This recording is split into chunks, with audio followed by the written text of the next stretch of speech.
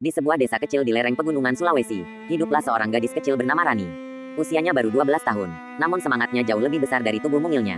Setiap pagi, ia berjalan sejauh 8 kilometer menyusuri hutan, melintasi sungai, dan mendaki bukit demi sampai ke sekolah yang hampir roboh, dengan hanya 4 murid dan 1 guru. Ia tinggal bersama ayahnya, Pak Harun, seorang petani sederhana, dan adik bayinya yang masih menyusu. Ibunya telah meninggal beberapa tahun lalu, namun pesan-pesan sang ibu masih tersimpan rapi di benaknya.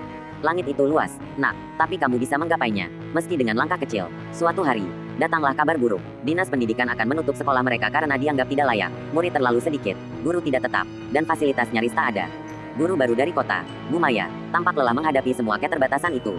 Sekolah ini mungkin tinggal menunggu waktu, katanya pelan. Rani tidak bisa menerima itu. Sekolah adalah jendelanya melihat dunia.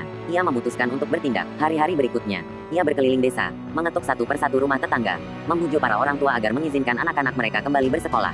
Tapi kebanyakan menolak, sekolah tak bikin perut kenyang. Anak saya harus bantu di ladang. Untuk apa mimpi tinggi kalau tanah ini tak pernah berubah? Dalam waktu yang sama, cobaan datang dari dalam rumah. Ayahnya jatuh sakit, tubuh Rani kecil harus menanggung beban yang besar, memasak, mencuci, merawat adik, sekaligus tetap bersekolah. Di malam hari, ia belajar dengan pelita minyak sambil menangis diam-diam.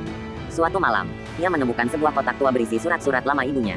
Salah satunya bertuliskan, "Nak, kalau dunia menutup pintu padamu, bukalah langit." Ia tak pernah terkunci. Surat itu menjadi titik balik. Rani kembali ke sekolah dengan ide sederhana tapi besar. Ia ingin membuat pertunjukan kecil di lapangan desa, puisi, lagu, drama, semua tentang pentingnya mimpi dan sekolah. Ia mengajak teman-temannya, menghafalkan dialog, membuat kostum dari bahan bekas. Awalnya Bu Maya meragukan, tapi melihat semangat Rani, ia akhirnya membantu. Mereka latihan setiap sore, kadang di bawah hujan. Anak-anak lain mulai ikut, pelan-pelan. Suara-suara kecil itu tumbuh jadi gema harapan. Hari pertunjukan tiba, Rani berdiri di panggung bambu sederhana. Wajahnya cerah, ia memandang semua warga desa yang berkumpul. Lalu berkata, "Kami memang kecil, tapi kalau kita terus melangkah, suatu hari kita bisa sampai ke langit."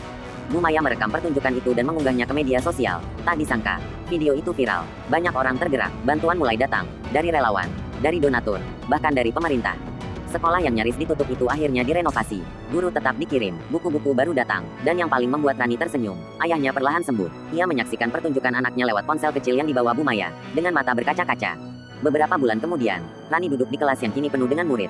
Sekolahnya bukan lagi tempat yang sepi. Di meja kecilnya, ia menulis dalam buku harian, "Aku ingin jadi guru, biar anak-anak di desa lain tak lagi takut bermimpi. Karena langit, bisa kita jangkau, asal kita terus melangkah." Langit pagi tampak biru dan luas. Dan Rani, dengan langkah kecilnya, telah mulai menapaki jalan menuju sana.